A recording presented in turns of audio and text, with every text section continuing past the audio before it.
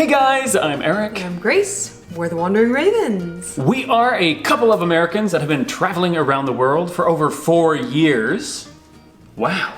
Yeah? 4? Yeah, that's a long time. Okay, man. Yeah, that is longer than I remember it being. And for the last 13 months, we have been living between the UK, Germany, and France. So it has been a long time since we were in America. But we are back now. We're currently living in Chicago, and believe it or not, this return to the United States has been the most intense in terms of reverse culture shock that we've ever experienced. This was the first time we were out of the US for more than a year. So, naturally, the culture shock has been much greater this time. So let's get into it. This is a list of the biggest things that have shocked us about returning to the United States, things that are different between the cultures of the UK, France, and Germany. The first thing that shocked us about coming back to the USA is that on some restaurants and stores around here, there are no guns allowed signs posted right near the entrances. This is shocking because in most of Europe, guns are not allowed to be carried just throughout everyday life. In the street? Yeah. Gun ownership in most of Europe is reserved for people who are hunters and have special licensing or do it permits. for sports. Yeah, do it for sports. But here, anyone can own a gun, for the most part. So we've seen no gun allowed signs on restaurants, on cafes, and even on grocery stores. And that has been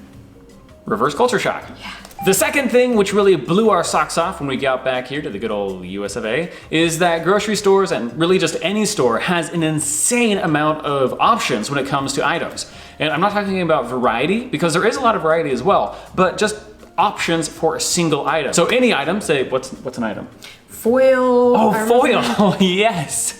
So there's a grocery store just down the road from us, and I think we counted over 15 different types of foil in a single aisle. It was just like, this is the dedicated foil section, and there was at least 15 different types. who needs that much foil? O-shaped cereal, we went down one cereal aisle and we counted over 17 kinds of Cheerios, peanut butter, jam, jelly, toilet paper, dish soap, hand soap, toothpaste, dental floss, I don't know, you name it, and each grocery store here has at least 15 different options for that item. It's insane. Frankly, this many options for a single item has been a bit overwhelming and shocking for us returning. We get decision-making anxiety all the time. Yeah, every time we go shopping now, you're standing there like, gosh, all I needed was foil, but which one of these 15 kinds should I get? In the UK, on the other hand, you don't really have that problem. You go into Lidl, you need foil, maybe there's 2 options. You grab the one you need, you go home. Boom, bang, bing. Done. The next reverse culture shock for us was that lactose-free milk is a thing now in America.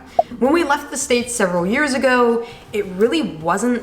I had never saw it in a grocery store before this time back in America. And so I would always buy plant-based milk, like almond milk, coconut milk, oat milk, something like that. But now, on this return, they have lactose-free milk on all the grocery store fridges. In all the grocery store fridges.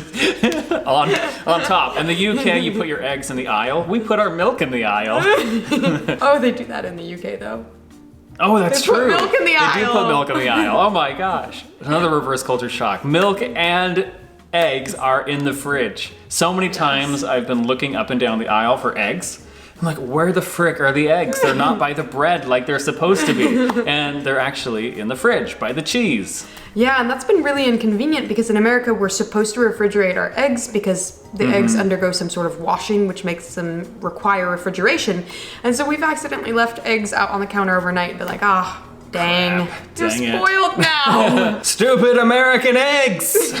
Another thing which has shocked the pants off of us. Oh, the pants, no, babe. Oh, right, well, there's another one. But another thing that has really shocked us since we got back to the States is how ridiculously friendly people are. Which, we say it a lot in all of our videos. People in the UK aren't quite as friendly as people in America. Now, of course, I don't mean genuinely friendly. I mean friendly on the street to strangers. Because people in the UK are ridiculously friendly as well if you get past that cold veneer, at least in London. You people up in the north, Leeds and stuff, you guys are awesome. But here in the USA, people will greet you on the street. They'll also smile at you on public transportation, which, coming from the UK, is a bit creepy.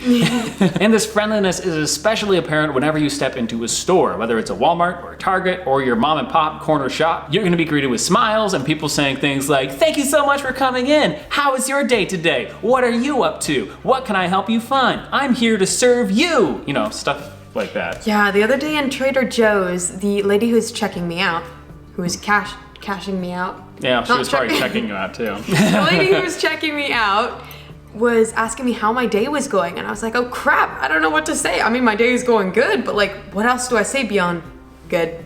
I can see how if you're someone from France or the UK and you come to the USA, again, certain parts of the UK, other parts of the UK, you're friendly AF, but I can see how people would come here and might think that people are interested in them. Because like of how friendly people like are. Like in a hey. Yeah, like a hey. You know, like, hey, what are you doing today? Love that. I had someone compliment my hat. Yes. Someone compliment my coat. People in stores, you know? Love that hat. All the time. I know. And if you're not used to that, you're just like, what am I? I need to wear this cologne more often. I feel pretty good. Yeah. Another reverse culture shock for us has been how frequently cars will stop for you here. They almost always will stop for you if you come up to a zebra crossing, and it's just really, it's like, oh, I didn't expect that. Why, yes, you can treat me like royalty. Thank you. Thank you. Do a little like princess wave. This is a big shock coming from France and the UK, where it seems like people really hate stopping for pedestrians and would rather run them over than stop at a crosswalk. I feel like people are gonna disagree with us on this one, but I've found it to be true. Maybe it's just because I look timid or something, and they're like, oh, she will never do it, and speeds up. I can probably count on one hand the amount of times cars have stopped for us at crosswalks in the UK. Surprisingly, the place where we actually found cars stopping in the UK was in Leeds. So up in the north, you guys, you know how to stop for your pedestrians, but I don't know what you guys in the Midlands and in London are doing. Get your act together. They can't be arsed.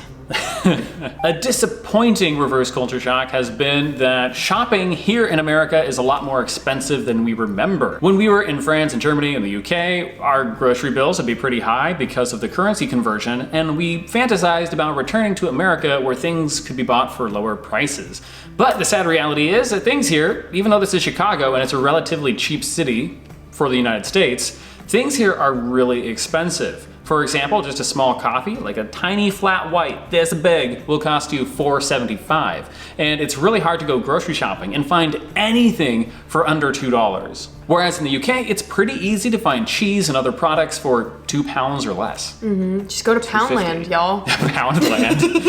I can't get over that name. Is Poundland not a euphemism in the UK? Because, yeah. It should be. It should be. The next reverse culture shock is that electric kettles take ages to boil. Challenge for all of you guys viewing, next time you need to boil a kettle for some tea, boil 1 liter and time it. See how long it takes. And drop your answer down in the comments because we just did this morning, and to boil 1 liter of water took 4 minutes and 15 seconds. Yeah. Which, when you need your coffee, is like pulling out your fingernails. And speaking of kettles, another reverse culture shock is that electric kettles are not that common here. We've made a video on this topic. If you've seen our kitchen object video, you know what we're talking about. We do have electric kettles in the States, but they haven't caught on as much because people really like their stovetop kettles. As a result, it's not considered necessary to have an electric kettle in every house. So when you book an Airbnb or a hotel room or anything like that, even go to a friend's house, you can't expect that they will have an electric kettle. And we've been burned by this a couple times, booking Airbnb or hotel rooms and showing up with our coffee and tea and not having a way to boil water. It's really inconvenient. Then you have to go pay $4.75 for that tiny flat white. It's terrible. We miss our kettles. Next reverse culture shock, dog breeds. Now, something that we really enjoyed doing while in Europe was dog watching. We would try and spot different dogs on the streets and guess which breeds they were, because for the most part, I feel that dogs there are pure breeds. So you can guess what they are.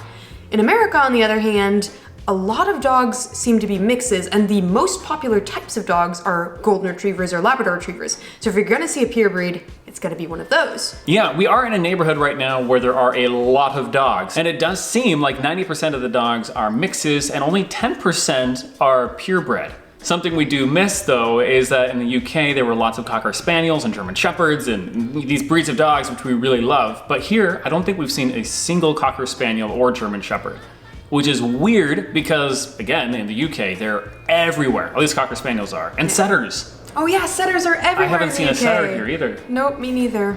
Another dog shock is pit bulls. Here in the US, there are pit bull mixes everywhere. I want to say that's another, 50% of all the mixes are pitty mixes. But over in Europe, at least in France, Germany, and the UK, you're not going to see pit bulls because they're illegal. And of course, no reverse culture shock list would be complete without this terrible, terrible thing. You want to say it with me?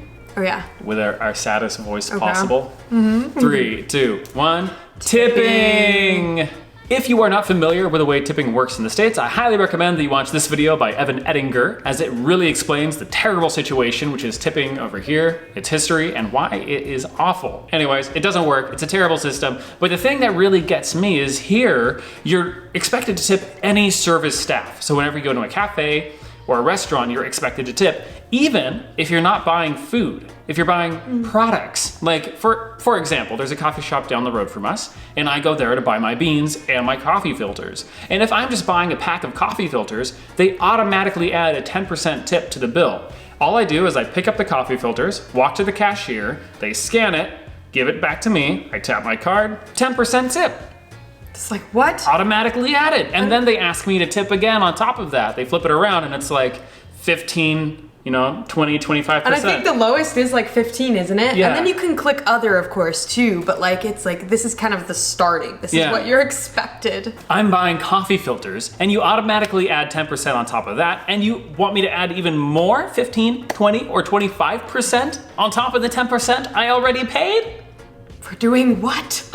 Like, with that logic, why don't we just tip people at Target and Walmart? It's insane. It's really, really stupid. The whole tipping situation in America is a nightmare, and it's a complex cobweb of emotions. And if you're in the service staff and you're about to get angry with us for hating on tipping, don't worry. We used to work in the restaurant industry. We used to be servers, so we know what it's like to work in a tipped position. And I still think it's absolute horseshit. And now we're gonna turn the conversation over to you. If you've ever spent an extended period of time out of your home country, what reverse culture shock did you experience when you returned? And of course, a huge thank you to all of our patrons for making videos like this possible. We really appreciate all of you guys and look forward to seeing you on next week's live stream. Again, I'm Eric. And I'm Grace. We're the Wandering Ravens. And we'll see you in the next video. Cheers!